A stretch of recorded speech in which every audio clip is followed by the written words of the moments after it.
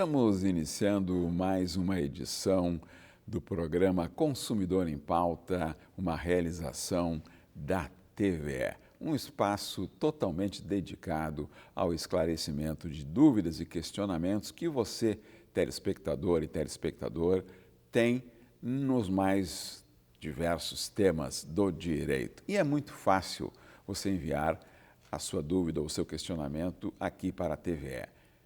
Mande para o WhatsApp 51985946773 ou, se preferir, para o nosso e-mail consumidorempauta@tve.com.br. No programa de hoje estaremos tratando do direito previdenciário, recebendo aqui a doutora Maíra Mota Guiotto. Seja bem-vinda, doutora. Muito obrigada, uma honra estar aqui com vocês hoje.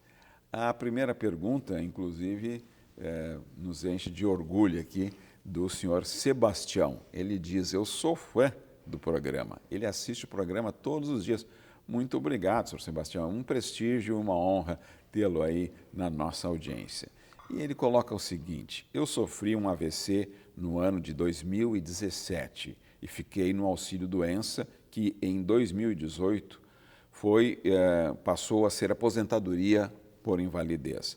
Desde 2018 não fiz perícia, agora vou fazer 62 anos. Fiquei com sequelas por conta do AVC e estou cego de um olho por conta da diabetes e do outro olho não enxergo quase nada. Então estou quase cego. Eu quero saber se mudou alguma coisa na lei de benefício. Muito importante a pergunta do senhor Sebastião, né? Um fã aí do programa. Isso. Então vamos lá. O que acontece? Quando a pessoa recebe uma aposentadoria por invalidez, existe uma regra na lei de benefícios já bastante antiga que determina que a pessoa que está em benefício por incapacidade, né? Aposentadoria por incapacidade permanente hoje, né? Não é mais a aposentadoria por invalidez. E ela recebe por mais de 15 anos e tem mais de 55 anos ou mais, né? Essa pessoa não vai mais ser convocada para fazer a perícia. Porque presume-se que realmente a incapacidade dela é totalmente permanente, aquele quadro não vai se reverter, então não teria por que o INSS ficar chamando. Essa situação também se aplica para aquelas pessoas que estão num tempo menor de benefício, mas têm 60 anos ou mais. Então, no caso do senhor Sebastião, ele vai fazer 62, o INSS não vai muito provavelmente chamá-lo, né, para fazer essa perícia. Agora, mudou sim questões na lei de benefícios, uma lei recente agora, do dia 1º de julho, a lei número 15.157, que determinou que aquelas pessoas que na perícia fica constatado que a incapacidade permanente desta pessoa não só é permanente, como ela é irreversível, irrecuperável, o INSS também não vai mais convocar essas pessoas para fazer perícia. Então, independentemente do tempo de benefício.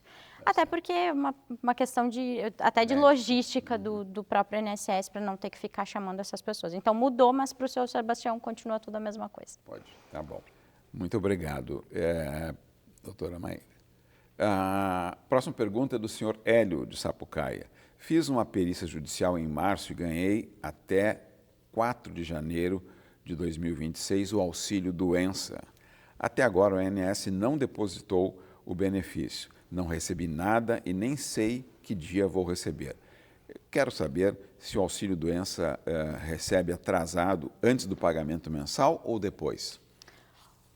Em tese, no processo judicial, se recebe primeiro a implantação do benefício e depois se calcula o valor dos atrasados, né, as parcelas que deveriam ter sido recebidas desde o início do benefício. Muito provavelmente, obviamente ele não dá mais dados, mas muito provavelmente o que deve estar acontecendo é algo que se tornou muito rotineiro dentro dos processos judiciais, que é a demora do INSS na implantação dos benefícios ou no cumprimento de decisões judiciais. Nós estamos com um grande problema do INSS nessa seara, né? O INSS tem uma agência específica para o cumprimento das decisões judiciais, que se chama SEAB-DJ, e em razão do efetivo, em razão da multiplicidade de demandas, eles não têm conseguido cumprir com a determinação dentro do prazo. Então, esses processos ficam numa fila aguardando até que se consiga efetivar a implantação. Mas a lógica do processo normalmente é essa. Primeiro implanta o benefício até para que o INSS faça o cálculo de qual vai ser o valor e depois pague as parcelas atrasadas por RPV ou precatório. E ele Portanto, ele opta por aguardar ou ele pode, por exemplo, entrar com uma demanda específica em relação Não, ele a aguarda esse? dentro do processo judicial. Muito provavelmente o INSS já teve um descumprimento de prazo dentro desse processo e aí o juiz às vezes reitera que houve um decurso de prazo, o INSS não cumpriu e aplica multa por demora, né? Então, em alguns casos, alguns juízes têm aplicado uma multa aí de até R$ 200 por dia, sem limite, até que o INSS venha aos autos e comprove o cumprimento da decisão judicial. O INSS tem que fazer dentro do processo judicial. Do processo judicial. Tá certo. Próxima questão é da senhora Karina. Ela relata: sou mulher com deficiência, PCD, em grau grave, totalmente cega de nascença. Contribuo para o INSS desde agosto de 2007. A partir de janeiro de 2009, passei a exercer atividade especial, raio-x, a qual continuo exercendo até hoje. Com relação à aposentadoria por tempo de contribuição da pessoa com deficiência, o período de janeiro de 2009 a outubro de 2019, anterior à reforma da Previdência, poderia ser convertido de tempo especial para tempo comum, utilizando-se o fator 1,2 a fim de alcançar mais rapidamente os 20 anos de contribuição exigidos para a mulher com deficiência em grau grave, doutora Mayra? Perfeito, a pergunta da Karina é bastante complexa, vamos lá. Em tese, ela não vai conseguir fazer essa conversão, tá? Primeiro porque, assim, é importante a gente ter em mente que a aposentadoria da pessoa com deficiência e a aposentadoria especial são determinações da própria Constituição que determinou que houvesse critérios diferenciados para esses públicos, tanto a pessoa com deficiência quanto a pessoa que trabalha ali exposta, né, a um agente nocivo. Então, eu já criei, a legislação já criou um redutor para essas pessoas, né? Posso acumular essas duas características dentro de uma atividade única, né, como é o caso da Karina? Posso ser pessoa com deficiência e exercer uma atividade especial? Sim. Mas a questão das conversões não serão os mesmos multiplicadores, né? No caso da Karina ali, ela estava fazendo o raciocínio totalmente correto. O único diferencial é o multiplicador que ela utilizou. Porque o multiplicador de 1,2, ele é utilizado para a conversão da aposentadoria especial em tempo comum. Como ela precisa que o tempo dela seja considerado de pessoa com deficiência em grau grave, a conversão não será de 1,2, mas de 0,80. Então, por quê? Porque, na verdade, ela vai pegar os 25 anos dela e vai diminuir para esses 25 anos para que eles encaixem nos 20 da pessoa com deficiência grave. Então, eu aplico um redutor, na verdade.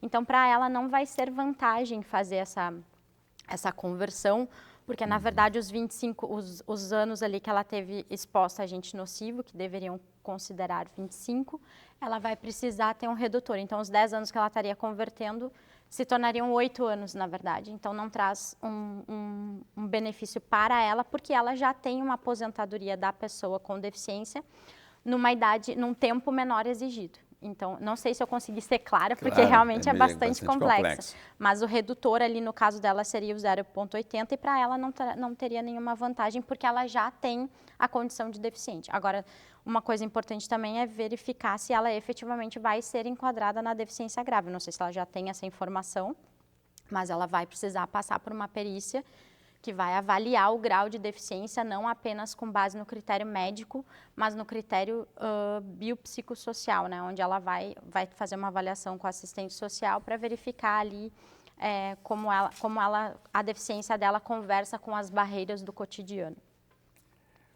Consumidor em Pauta está tratando hoje do direito previdenciário, recebendo aqui a doutora Mayra Ghiotto, que está esclarecendo as dúvidas e questionamentos dos nossos telespectadores. A próxima pergunta, a pessoa optou por não se identificar. Ela relata: minha mãe é pensionista do Estado, está com 84 anos e está fazendo um tratamento contra o câncer há 3 anos. Consigo a isenção do imposto de renda e cuido dela, diz a pessoa anônima, há 10 anos sem contribuição para o INSS. Como recuperar esses anos para a minha aposentadoria? Tenho algum direito por ser incapaz de ter alguma renda, pois há ela não fica sozinha? Perfeito. Então, vamos lá. Na questão da isenção do imposto de renda, muito provavelmente a mãe dela vai ter condições de ser enquadrada na isenção, porque ela tem câncer, que é uma doença que está ali no rol de doenças graves, né, e que ensejam essa isenção. Ela vai precisar entrar em contato com, se ela é do Estado, ela vai precisar entrar em contato com o IP, preencher o formulário, fazer o requerimento e anexar a documentação ali que comprovam a doença da mãe. E aí essa documentação vai ser analisada pela junta médica e muito provavelmente vão enquadrar ali como critério de isenção e vão parar de descontar o imposto de renda. Às vezes, se essa doença é pré-existente, né, no sentido de já tem um longo tempo antes do requerimento, havendo elementos médicos confirmando, a junta médica, inclusive, retroage a data de início dessa isenção, devolvendo os valores que já foram descontados. Então, precisa instruir bem esse pedido em relação à isenção. Quanto à questão do cuidador, essa é uma questão bastante recorrente aqui, né? A gente até já conversou em alguma outra oportunidade. Infelizmente, hoje a legislação não tem, em decorrência apenas do cuidado, né, de um familiar ou de um terceiro, um benefício exclusivo para essa pessoa que sai do mercado de trabalho para se dedicar exclusivamente ao cuidado. Existe um projeto de lei, mas ele não movimentou ainda no sentido de ser aprovado. Então, ela não teria nenhuma espécie de benefício nesse sentido. Agora, óbvio, se ela tem contribuições pretéritas, né, e ela está há 10 anos sem contribuir, o ideal é que ela faça um recolhimento mais rápido possível, inclusive para que ela retome a qualidade segurada. Né? Cuidador também tem vida, também sofre problemas com doença, etc. Então, seria importante que ela esteja amparada de alguma forma. Agora, para verificar se vale a pena indenizar esse tempo, indenizar não seria bem o caso, porque ela não exerceu uma atividade remunerada, né? Ela ficou cuidando da mãe. Então, igual teria que ver o histórico para poder fazer um planejamento de como ela faria esses novos recolhimentos, mas o mais importante é que ela retome o recolhimento quanto antes. E se ela fosse capaz de pagar esses 10 anos, recolher esses 10 anos, aí faria parte no caso dela específico, ela só conseguiria fazer esse recolhimento desses 10 anos se ela comprovar que ela trabalhou exercendo uma atividade remunerada. Então, vamos supor que às vezes a gente tem um familiar que se dispõe a fazer o cuidado né, dos pais ali, e os outros irmãos fazem um pagamento de uma quantia ali, uma ajuda de custo. Então, essa atividade poderia vir a ser enquadrada, inclusive, como um empregado doméstico, né, porque ele está no âmbito da casa.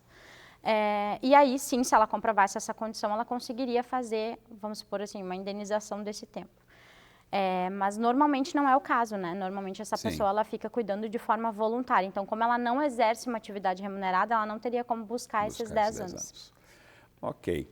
Consumidor em Pauta vai para um breve intervalo. Já voltamos aqui tratando do direito previdenciário, recebendo a doutora Mayra Guiotto. Nos aguarde.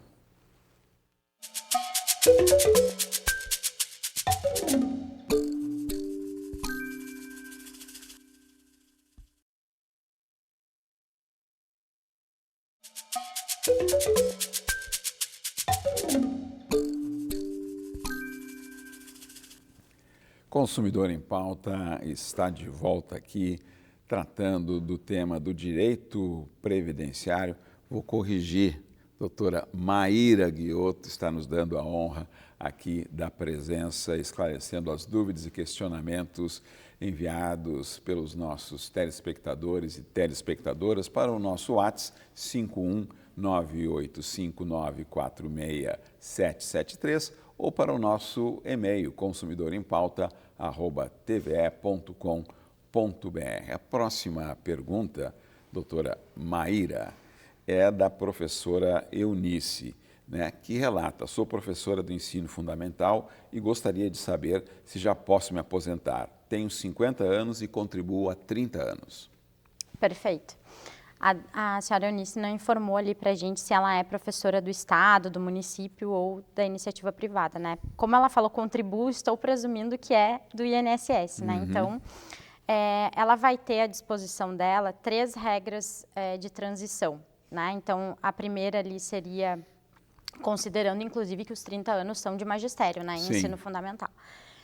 Então, ela teria 3 regras de transição, sendo que uma é uma pontuação, uma vai exigir uma pontuação, a outra vai exigir um pedágio de 100% do tempo que faltava lá em 2019, para ela preencher o tempo mínimo necessário.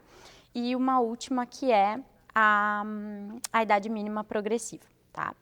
Então, na primeira regra, ela vai precisar, desculpa, ela vai precisar ter 87 pontos agora em 2025. Como ela tem 50 anos e 30 de contribuição, somando idade e tempo, ela vai fechar apenas 80 pontos. Então, não seria o caso dessa primeira regra. Agora, na segunda regra, ela vai ter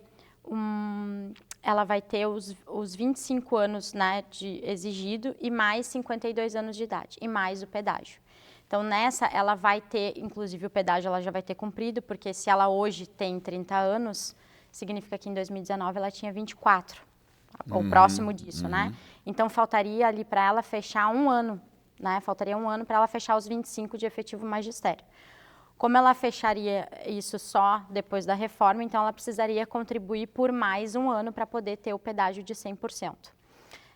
Isso ela já tem, porque ela tem 30 anos, né? Mas ela precisa da idade mínima de 52 anos. Tá certo. Né? E, por fim, tem a idade progressiva, que vai acrescentando 6 meses a cada ano que passa, até 2032. E hoje está em 54 anos.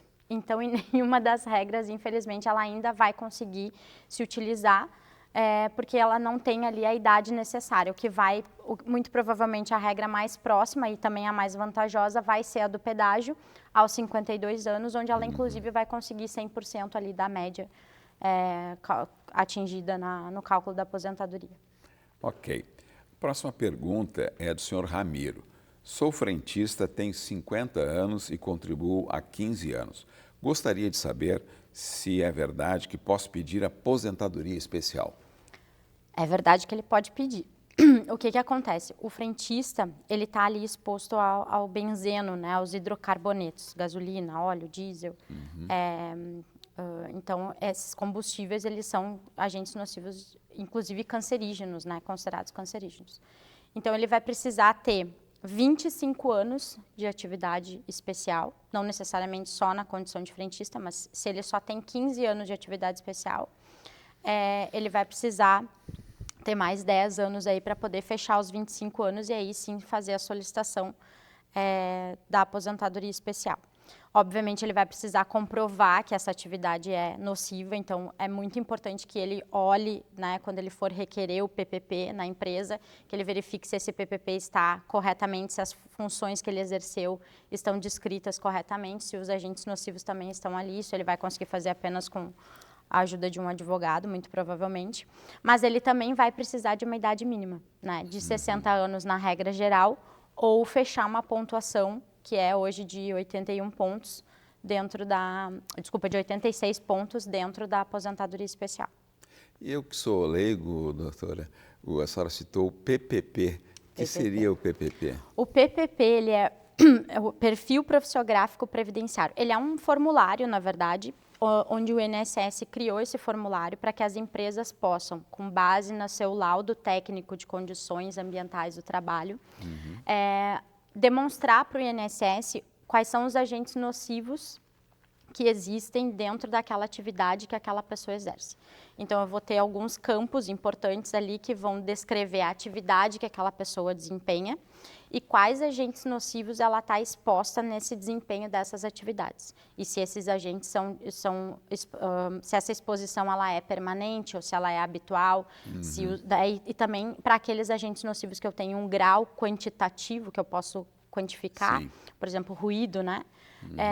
Ele também vai fazer a informação ali. Então, na verdade, é uma forma que se criou para que o INSS receba as informações das condições do ambiente daquele trabalho que o empregado e o segurado está inserido, para que a empresa possa demonstrar se há agentes nocivos ou não. Esse é o documento chave para a aposentadoria especial.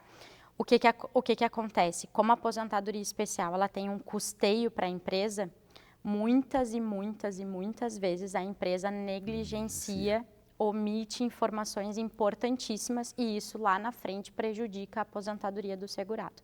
Então, é muito importante que o segurado, na hora de solicitar essa documentação, seja por ocasião do desligamento do emprego, ou seja mesmo porque vai fazer a solicitação da aposentadoria, que ele verifique se tudo está correto, né? Porque, inclusive, se não estiver correto, o ambiente para que ele possa discutir a correção desse documento não vai ser dentro do processo previdenciário, vai ser lá na Justiça do Trabalho, porque vai ser em face da empresa para que obrigue a empresa a fornecer essa documentação de forma correta e correspondente ao trabalho que ele desempenhou.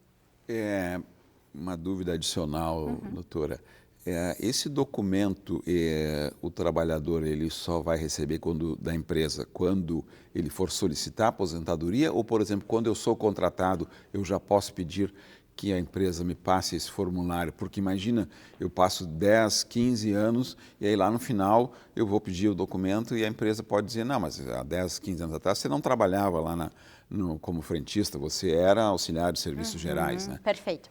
O que acontece? Esse documento, quando ele vai ser utilizado exclusivamente para aposentadoria, é importante que ele seja solicitado o mais próximo possível da aposentadoria. Por quê?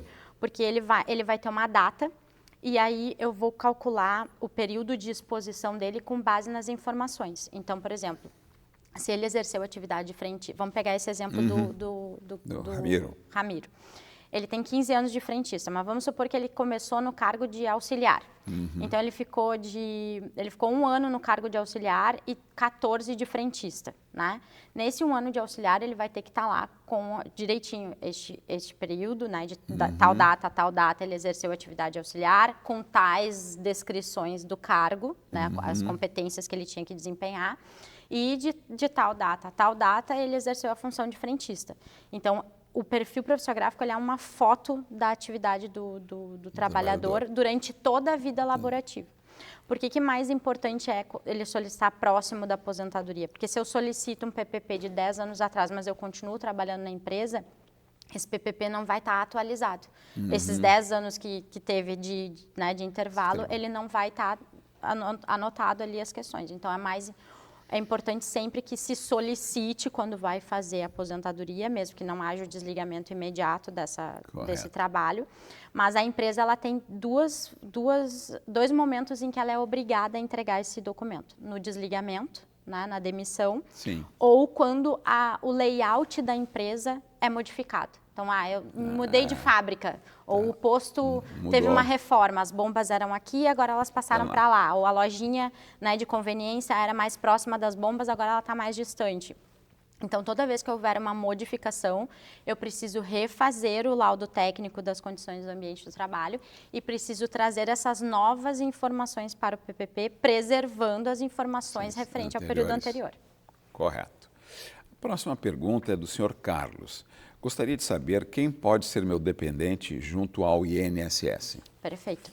A Lei de Benefícios ela traz um rol de dependentes bem específicos, né, na verdade, e diferencia, organiza eles em classe. Então, eu vou ter a primeira classe, normalmente os dependentes imediatos, né, que são o cônjuge, companheiro, companheira.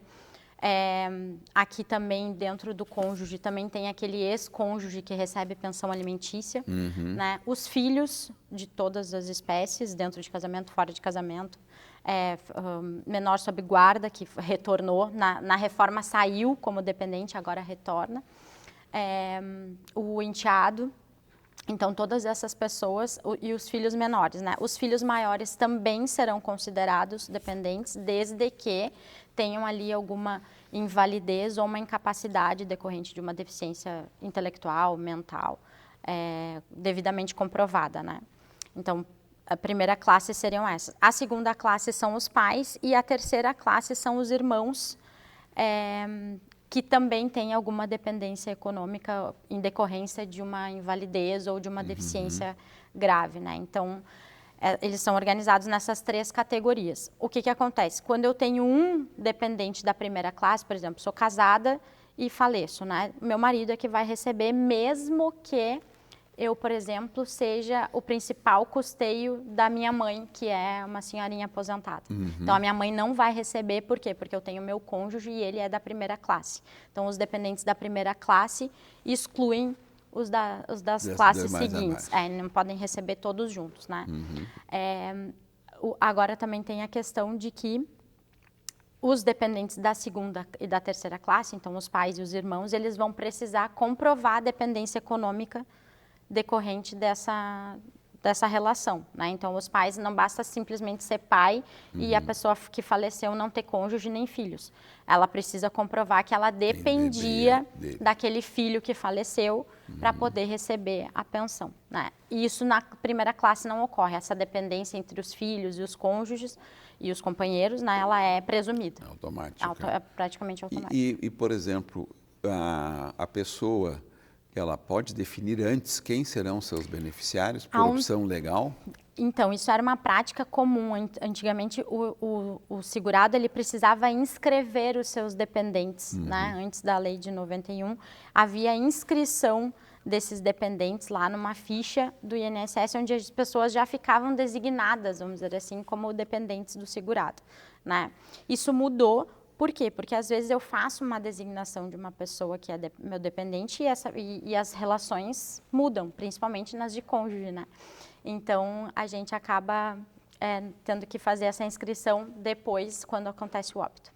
Muito obrigado, doutora Mayra, pela sua contribuição e aguardamos você no próximo Consumidor em Pauta. Um bom final de semana a todos. Até lá.